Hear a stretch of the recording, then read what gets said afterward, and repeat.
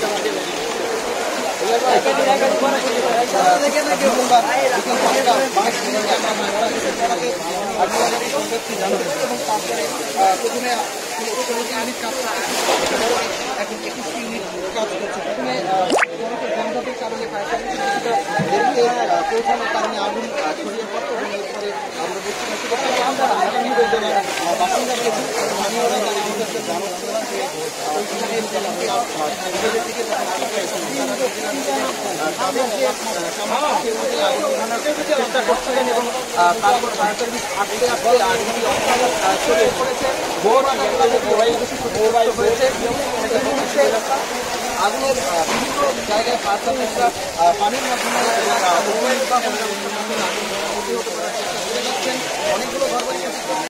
তবে আপনারা দেখতে পাচ্ছেন যে ফ্লেম কিন্তু আস্তে আস্তে কমতেছে।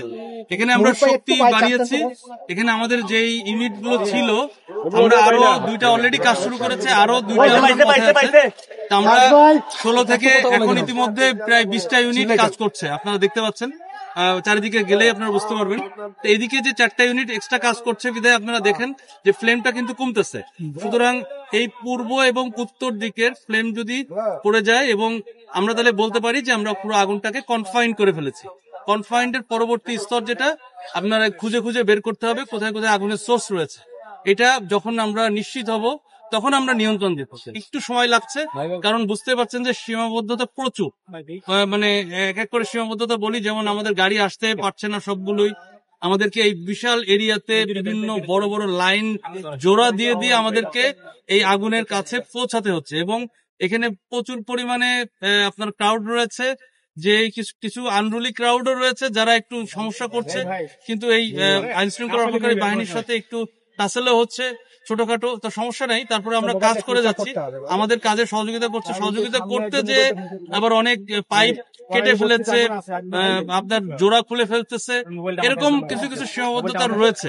তবে আমরা কাজ করে যাচ্ছি। আমরা আশা করছি যে আগামী 2-1 ঘন্টার মধ্যে ইনশাআল্লাহ আমরা হয়তো একটা ভালো খবর দিতে পারবো।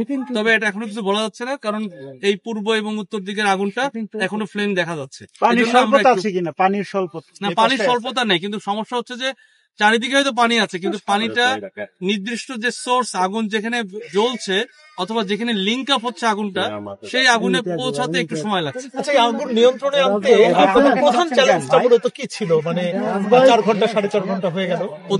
প্রধান চ্যালেঞ্জ হচ্ছে আমরা যদি শুরুতেই আমরা দ্রুত পৌঁছাতে পারতাম, কারণ আমরা প্রায় যখন এখানে পৌঁছাতেই আমাদের প্রায় আপনার 30 মিনিট, মানে 35 মিনিটের বেশি সময় লেগেছে প্রথম ইউনিট, যেটা আমরা প্রথম ফার্স্ট রেসপন্স। তারপরে একে একে ইউনিট গুলো আসতে আরো সময় লেগেছে, এবং সবাই যে ক্রাউড এবং যে পরিমাণ গাড়ি টাড়ি ছিল আশেপাশে, আমাদের বড় বড় গাড়িগুলো একেবারেই কাছে পৌঁছাতে পারেনি। এই কারণে শুরুতে আগুনটা আপনার হচ্ছে আমরা এসে দেখেছি প্রায় ডেভেলপ স্টেজে চলে আসছে।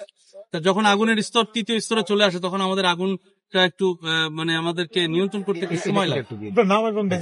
আমি ডাইরেক্টর অপারেশন ফায়ার সার্ভিস এবং সিভিল ডিফেন্স। আরো 1 ঘন্টা সময় লাগবে?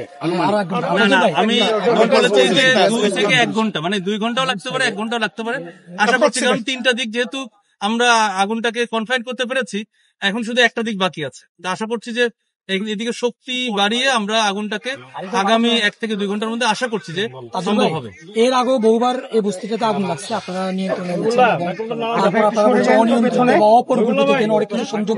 আমরা এই আলোচনাগুলো আমরা লাস্টে যখন আপনার সম্পূর্ণ বৃদ্ধি তখন আমরা এই বিশ্লেষণগুলো বিভিন্ন জায়গায় ঘুরে ঘুরে দেখছি।